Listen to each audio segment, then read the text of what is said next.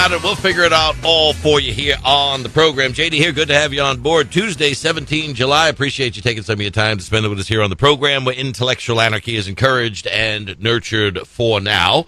Marcelo, working the dials. Brad, producing the show. Poll question up there for you today at the website, jerrydoyle.com. The global LIBOR scandal is the latest in a long list of Wall Street crimes. Now, for those of you not familiar with LIBOR, it's the London Interbank Offered Rate. It's a $550 trillion market. Rates that are set for homes, auto, student loans, consumer credit across the board. $550 trillion market. This was all being played out today on Capitol Hill with the senators questioning the Federal Reserve Chairman Ben Bernanke. And they were listing the Wall Street crimes. The question is, the government and the regulators are settling with the crooks rather than indicting, trying, and sending them off to jail. So what do you say to that? Nobody says settle and collect the fines. Nobody says settle with them under the threat of indictment. 73% say charge them and try them, and 27% say Wall Street reality show, prison pincushions. Let your mind wander on that one. I had another term I was going to use, but Brad suggested because some parts of the audience are the family portion of the program, we don't want to say what we were going to say. But I think prison pincushions pretty much says it all. We'll take you to answer there at the website or here at 800-876-4123. It was very interesting today, folks, to listen to senators basically on both sides of the aisle, not evenly, more so on the Democrat side, say that we aren't going to do anything until after the election, and they're putting the entire economic recovery on the shoulders of Ben Bernanke and the Federal Reserve. It's amazing to listen to this. Now, this goes back to some of what we were talking about a few weeks back with the secret talks that are underway about the fiscal cliff that we're all heading towards. Republicans and Democrats meeting in secret. Democrats talking about how we're going to cut entitlements. Republicans talking about how we're going to have to raise taxes. But they don't want to talk about it in public until after the election. Because we can wait till then, right? We got time. Everything's just Goldilocks out there right now. We don't need to have anything done. There's no immediacy. There's no reason to hurry up. There's no reason to address the issues. The 23 million people that don't have a job or are underemployed, they can wait until November 7th. The people that are struggling to get by, maybe losing their homes, they can wait till November 7th because everything has to wait until November 7th so that these political fools on the Hill can spend all of their time getting themselves reelected. Now, here's Senator Chuck Schumer, the Democrat from New York, talking about how right now Congress has basically thrown in the towel. They don't plan on getting anything done. And if it's a Democrat, it's because the Republicans are obstructionists, and it's a Republican, it's because the Democrats are obstructionists. But basically, this is Chuck Schumer in the first clip here talking about how Congress done, Federal Reserve, the only game in town. The bottom line is very simple. We're not going to get the fiscal relief we want, at least over the next short while. Maybe after November we will. So given the political realities, and the president has been calling for this repeatedly, when the president last fall proposed short-term fiscal support combined with long-term deficit reduction, which to me is the right way to go, a 10-year plan that really reduces our deficit, but a 1 or 2 year plan that pumps the economy up a little bit, he didn't get a single vote, single Republican vote. And we know the reality. Can't do it if it's not bipartisan. So given the political realities, Mr. Chairman, particularly in this election year, I'm afraid the Fed is the only game in town. And I would urge you to take whatever actions you think would be most helpful in supporting a stronger economic recovery. The only game in town, the Federal Reserve, the corrupt Federal Reserve, with the crooked chairman, Ben Bernanke, working with the crooked Treasury Secretary, Tim Geithner, the only game in town, because Congress's game is all about getting reelected. That's the only thing they care about. Now, Chuck Schumer passes the baton to Ben Bernanke. And Ben Bernanke is now supposed to engineer an economic recovery that's supposed to benefit us. But you know and I know that that's a lie.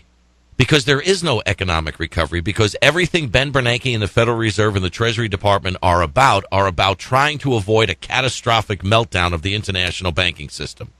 That's the reason trillions of dollars have been invented, created out of thin air by pushing a button, and sent to central banks here and abroad. And we know our friends over at Judicial Watch are suing the Federal Reserve to at least start the audit of why did $95 billion of our taxpayer dollars go over to these foreign central banks without the Federal Reserve having the authority to send it over there.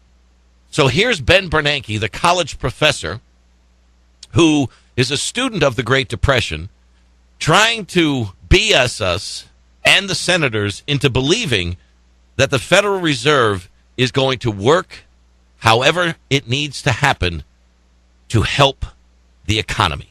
We take the dual mandate very seriously. We will act in a apolitical, nonpartisan manner to do what's necessary for the economy. We have said we're prepared to take further action. The complication, of course, is that we are dealing with less conventional tools, and we have to make assessments about their efficacy and whatever costs and risks may be associated with them. But it's very important that we see sustained progress in the labor market and avoid deflation risk, and those are the things we'll be looking at as the committee meets later this month and later this summer. Less conventional.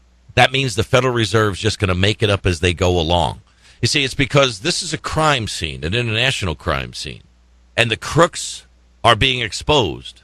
So the Federal Reserve has to do more and more and more to violate the law, to create money, to get money to places where it shouldn't be going, because that's where the crime scene is. It's like the cockroaches we talked about on the program. If you got a cockroach infestation in your home, the entire home, if you just fumigate the kitchen, well, the ones in the kitchen are going to run to the bedroom, and the bedroom into the living room, et cetera, et cetera.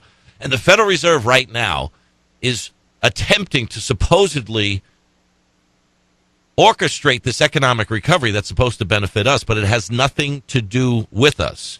And then you would think that if we know the Federal Reserve is corrupt, violating laws, and the Treasury Secretary is corrupt, and we know he is with regard to LIBOR and many other issues, well, then who's left to watch out for us? Isn't that the role of Congress? But if you listen to Chuck Schumer in clip 3, he washes his hands of the problem. He washes the responsibility away from the Senate and the House and Congress as a whole, and says to Ben Bernanke, it's all on you, Ben.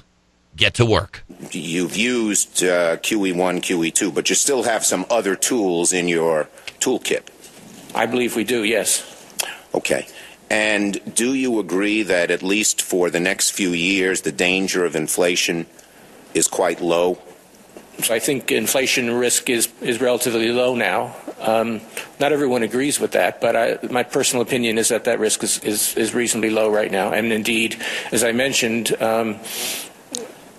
there's a modest risk, not a large risk, but a modest risk of going in the other direction, which is towards the deflationary side. And you certainly agree that unemployment has been too high and is sticky, and despite two false starts, we're having a much rougher time than we ever imagined getting unemployment down. Yes, that's true. So get to work, Mr. Chairman. Get to work.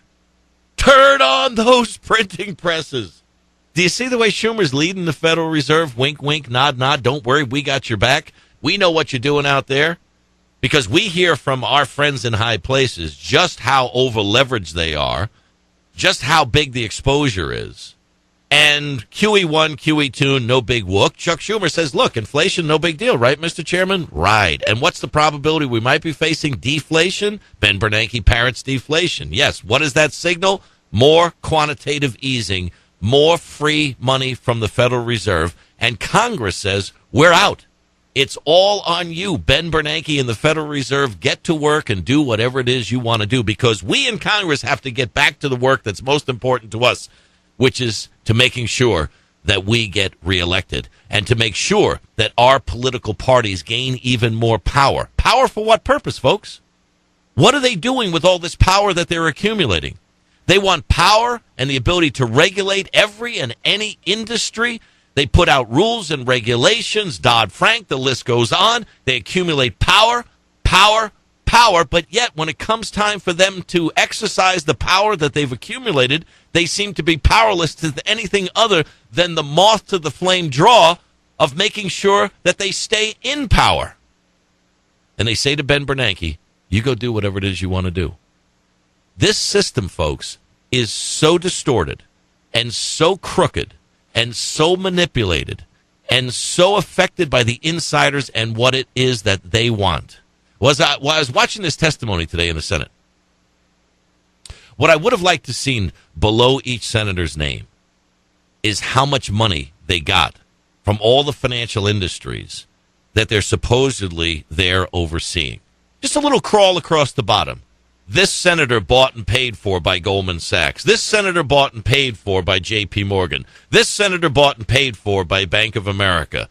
This supposed grilling of Ben Bernanke sponsored by HSBC Holdings PLC, because it's all just one giant sideshow. This was an all-clear signal to the Federal Reserve, and the market responds today up 100 points because now they know that more cheap money is going to be made available so that these crooks on Wall Street and these banker gangster connections that they have on Capitol Hill are going to be able to continue until such time as they get their fiscal house in order. And then and only then, when Mama's happy, will everybody else be happy. And that's maybe when you and I might start to be the focus of attention of this otherwise completely and totally corrupt system we call representative government. The Jerry Doyle Show.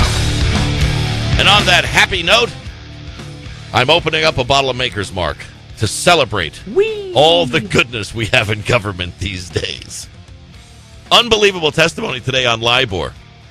The list of Wall Street scandals by Senator Sherrod Brown, the Democrat.